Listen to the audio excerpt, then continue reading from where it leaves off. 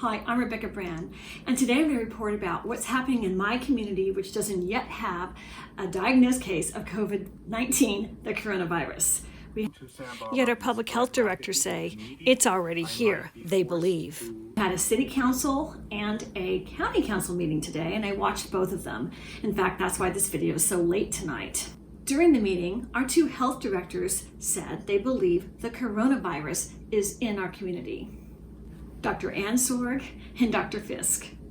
They are reporting to the mayor of Santa Barbara, Kathy Murillo, and to the city council, and also to the county supervisors, including Greg Hart. Asked over Facebook, how many people have been tested for COVID-19 in our county at this point?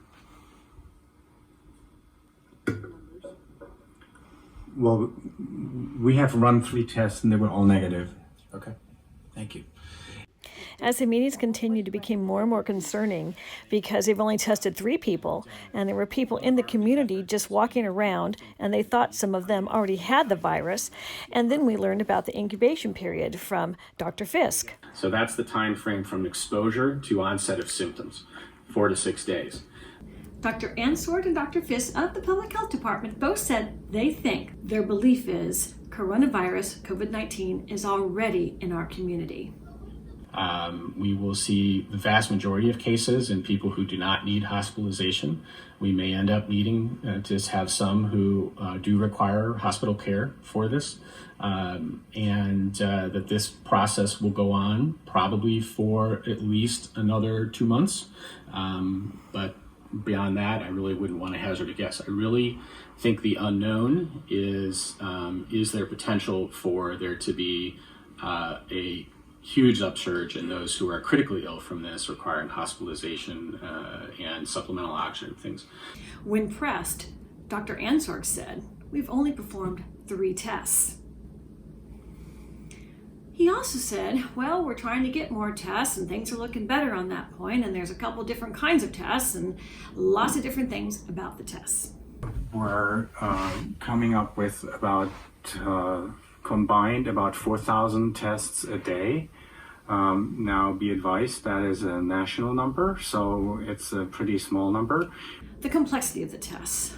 The test approved by the FDA that has a long cycle of getting the results, which is a test that Dr. Ann Sorg performed 3 times, or at least it was performed 3 times and he got the results. He said there is no other test that he wouldn't have had the results from. He sees all the results from every test. Labs, we have currently 15 labs running the test already, and 4 more labs will be joining as of this week sometime. And so we have a 2-pronged approach so far. We have the commercially available labs for providers in the community, the hospital, and if we need a test result fairly quickly in order to prevent an outbreak, for instance, in a nursing home or in a facility like that, then we have a much faster turnaround of the test results with our public health lab system. Then the exact number, I'm not sure. One of those tests, I'm only as smart as Google tells me. One of those tests requires a different time period or 2 tests, whereas the other test is quicker in 1 test. Yes, that is true.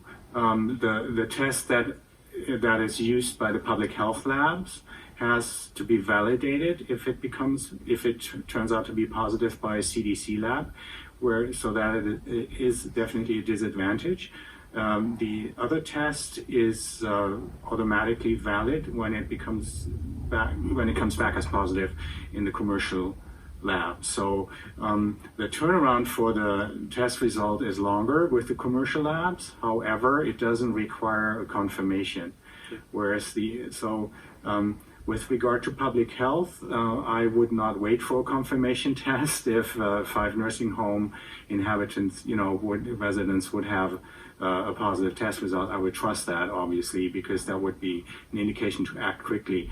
So we're trying to reserve the quick turnaround tests for public health scenarios for the most part.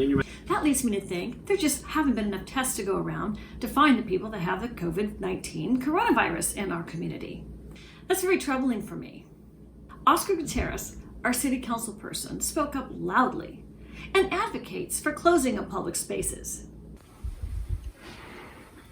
Well, we thought about that at length, and we came to the conclusion that we would elevate our level to a state of emergency once we hit certain targets. And we came up with 3 scenarios. One would be that we have our first actual case of confirmed COVID-19 in the county anywhere. That would be reason enough for us to declare local health emergency. The other options would be that our neighboring counties have widespread community transmission, and because there's so much travel between the counties, commuting and so forth, that would be reason enough for us to declare this. And if we had multiple cases that are being tested, and we anticipate that those test results will likely come back as positive, we would also declare a local health emergency. So we implemented these 3 triggers, and if any of those were to become reality, we would we don't need to start the process. All it takes is really 5 minutes. We have everything prepared, and it would be just a formality from our perspective, because we are prepared to do it in a matter of minutes. Okay, so He feels so many of his constituents are elderly or somewhat otherwise compromised that they would not do well with the COVID virus. When pressed, Dr. Ansork said, well, I can't call a state of emergency when there hasn't been a test because of the economic results. That's in the gist of how I took this away, of what would happen. Well, the big question here is, what are economics versus lives? What do you think? Many people stood up in the meeting and advocated for a vibrant, healthy economy until we really know everything. Well, we learned from Italy that by not shutting down public places, things spread very fast. Oscar Gutierrez is advocating for, let's learn from other nations' past mistakes. Let's not have that happen to our community here in Santa Barbara. Let's close things down. I think that's very reasonable, considering all the other examples that this nation, like Seattle, and other places in the world, like Italy, like Iran, and like China, have shown to us. Let's be ahead of the curve. Don't we have enough data to close down public spaces here in Santa Barbara, California? Having cruise ships moor off of our coastline and come into town and hang out was thoroughly addressed. And I feel satisfied that there's no way another cruise ship is going to open their doors and come by the thousands into our little town from all over the world until after June. That's when the season ends anyways. We'll know by then what we should do. Applause goes to City Council and County Council for spearheading that battle. Our governments here seem to be in agreement to not let that happen again. Yay, kudos to you. But public spaces is our urgent right now issue. Likelihood, there's a possibility that there's already somebody in our county that has it and they're just not aware. Is that correct? Well, that is very likely. However, if that's the case, that individual most likely is not very severely ill and hasn't, sought medical care or, is improving fairly quickly. This sounds like a lot of waffling to me. Yes, we would most likely get our first severe case to the hospital setting. Much of the world's sentiments and opinions are plastered all over my YouTube videos on my coronavirus series. They are fascinating to read, and I read every single one of them, and I reply to them. Every opinion is welcomed. Good or bad, just don't swear. I plan on making a lot of videos as I'm hunkering down for the coronavirus. I'm doing a lot of recipes and a lot of fun things and hanging out with y'all as I get ready and I prepare and do the things we all need to do. And so hang out with me and do it too, and write me, and let's have a conversation about this, because this is truly what I'm into right now. It is affecting every aspect of my life. This is not a monetized video. They're not. This is because I have a passion for this. My dad was a public health scientist for the state of California, and this is him coming through me. I just know it. Bye for now. Let's keep talking. And if you want to subscribe to my channel, that's great. Make sure you ring the bell to get notified of the next video so you don't miss it.